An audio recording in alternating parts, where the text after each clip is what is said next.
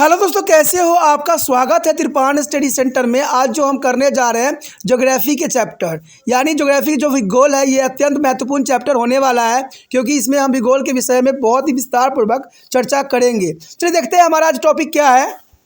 Ninth question to according to the climate chapter class 9 geography. The ninth question is the most important. What are the variation in the precipitation in India? There is a most important question. What are the variation in the precipitations in India? There is a most important here. The answer first point here. There are variation not only in the form and types of the precipitation but also in its amount and seasonal distribution. You know that the first point is clear here. There are variation not only in their form and types of the precipitation but also in the amount and the seasonal distribution. The B point here, the rest of the country receive a moderate rainfall. The rest of country receive a moderate rainfall and a snowfall in there is a restricted to the Himalaya region. You know that the snowfall in there is restricted here Himalaya region. And C point here, the annual precipitation is a varies from to over 400 centimeters Meghalaya to the less than 10 centimeters Ladakh and the western Rajasthan. I repeat again, see here, the annual precipitation varies from over 400 centimeters in Meghalaya to the less than 10 centimeters Ladakh and western Rajasthan. The D here, the wings to be a nature of monsoon, the annual rainfall in the highly variable from year to year. And variability is a high in the region of the low rainfall, such as the part of Rajasthan, Gujarat and the leeward side of the West Ghat. There is an important here.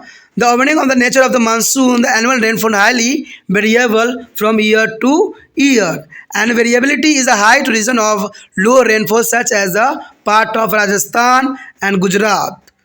And the last point here, the most part of country receive a rainfall from June to September. But some part like the Tamil Nadu is the coastal get most of its rains during the October and the November.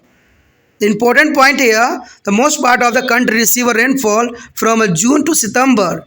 But some part like the Tamil Nadu is the coastal get most of the rain during October and November.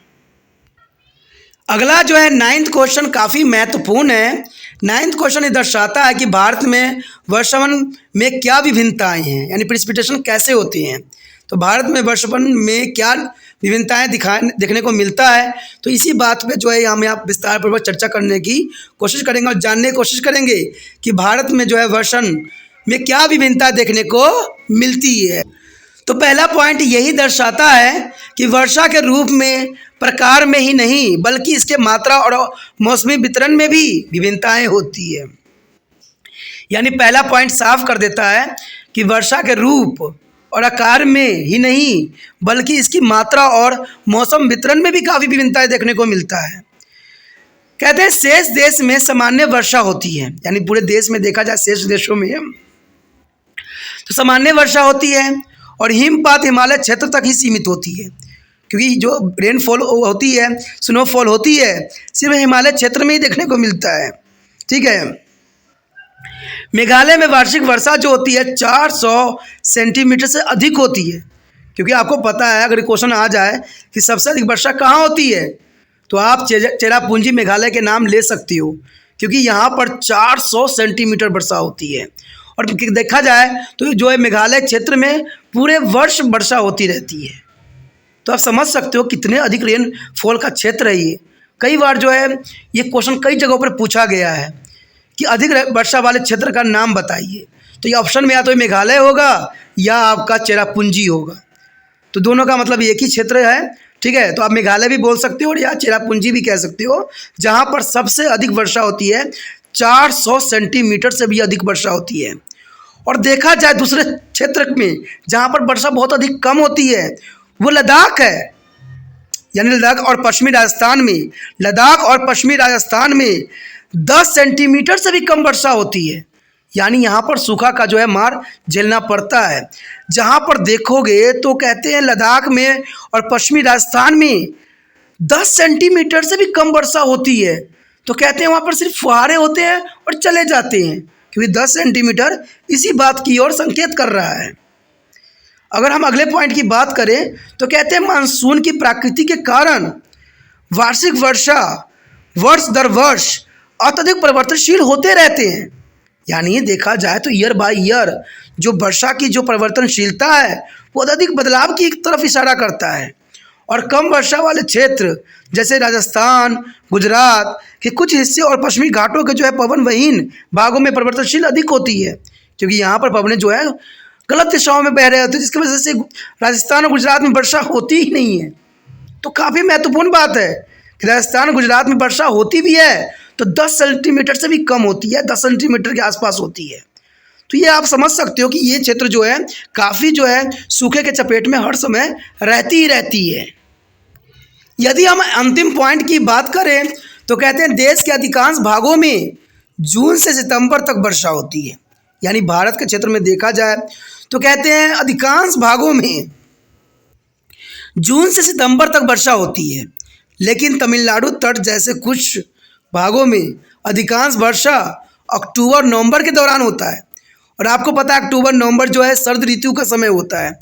तो तमिलनाडु देखिए सर्द ऋतु के चपेट में तो होता ही होता है, प्लस वर्षा के भी चपेट में आ जाता है, क्योंकि काफ़ी जो है इसकी दबाव अधिक पड़ता है, बाद में पड़ता है। इसलिए तमिलनाडु में जो है अक्टूबर नवंबर में जो है बरसात होती है। और बाकी देशों में जो है जून से सितंबर के मध्य ही जो है बरसात होती है। तो काफ़ी महत्वपूर्ण क्वेश्चन था यहाँ पर एग्जाम व्यू से।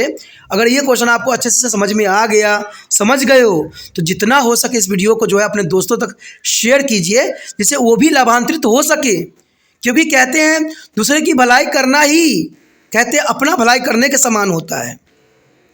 और इसके लिए आपको कुछ नहीं करना है, यूट्यूब से लिंक को कॉपी करना है और व्हाट्सएप स्टेटस पे 24 घंटे के लिए लगा देना है। जो बच्चे आपके कांटेक्ट में होंगे वो ज़रूर देखेंगे वीडियो और उनको समझ में भी आएगा।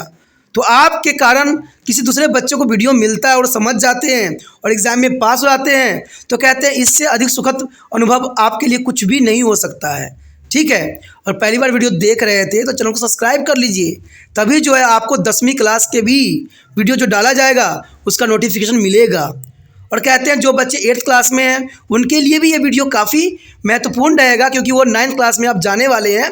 ठीक है, तो उनके लिए 9th क्लास में जो है ये वीडियो काफ़ी महत्वपूर्ण रखेगा, क्योंकि इन सारे क्वेश्चनों में जो है पूरे चैप्टर का निचोड़ है। यानी ये सारे क्वेश्चन कर लेते हो तो समझ लीजिए कि आपने पूरे चैप्टर को कर लिया है। और ये तब होगा जब चैनल को सब्सक्राइब करके अपने मोबाइल में आप सेव कर लोगे।